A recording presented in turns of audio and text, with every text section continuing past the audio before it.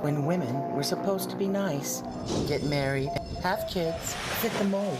But that was not my world. I was born for speed.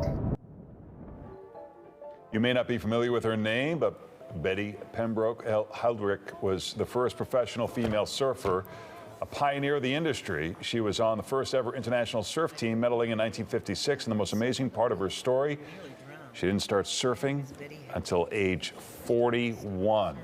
Wowie. Betty's daughter, Vicki Durand, is sharing her mother's incredible story in the new book, Wave Woman, The Life and Struggles of a Surfing Pioneer. And Vicki joins us now live. Good morning.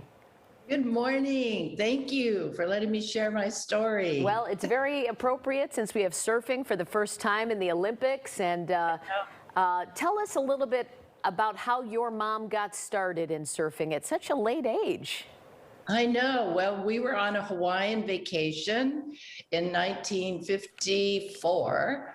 And we took a canoe ride, and there were surfers on both sides of us. And my mother said, let's try a surfing lesson. So on the first lesson, I caught the first wave and hit my leg, and I wasn't very enthused. But I saw her come in with this great big smile on her face.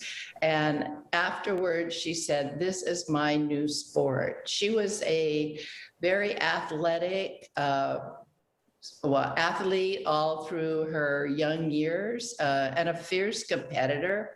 She actually trained for the 1936 Olympics in Berlin. She trained at the LA Athletic Club, but went up in an airplane. She took flying lessons, and after 8 hours, talked some people into letting her go in a glider that she crashed.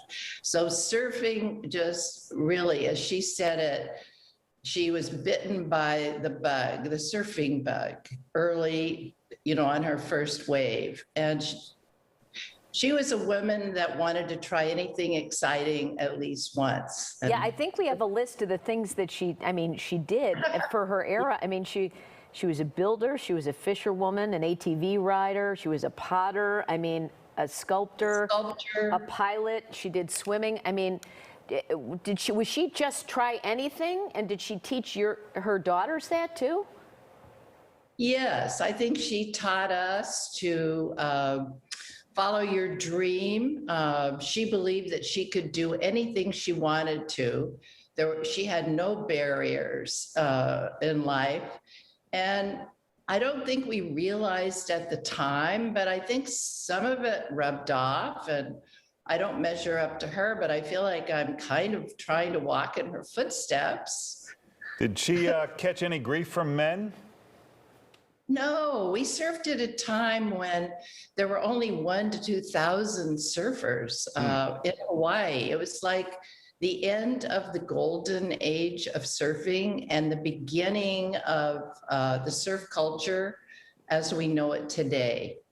We were right in that transitional time, and it was fabulous. It was amazing. We're looking at the size of the board she was using. They were 10-foot balsa boards, very heavy. We had to be strong, but surfing gave us physical strength, which I think leads to mental strength. And I'm so excited that surfing has finally been given some national respect and recognition, well, worldwide actually, with the Olympics. And as a side note, which may be a whole separate book, she was dental hygienist to the stars. What? Yeah. She cleaned Bojangles, the dancer. She cleaned his teeth. She cleaned Gloria Swanson. She was in there with many stars, and she just loved people. And people were actually always liked her. She was like a magnet for people. And the book details some of her philosophy, which she always saw the good in everybody. Yeah. Wow. And did she have kind of there was an accident in a glider that changed her life at some point, right? Yeah, well, she was training for the Olympics because 1932 Olympics was in LA. She was attended USC in the second class of dental, the brand new profession of dental hygiene. And while she was training, she decided to take flying lessons. One of her patients suggested that.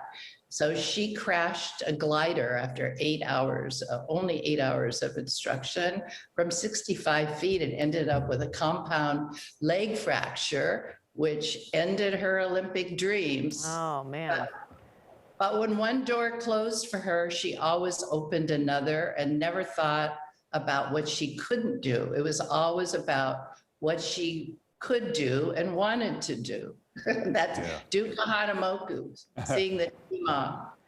It's a fascinating story. For more, you can check out wavewomanbook.com and Facebook and Instagram at wavewomanbook. I brought her back to life on the webpage, so check it out. Thanks so much. Thanks, nice to meet Vicki. you. Thank you. Thank you for letting me share this story. I really appreciate it.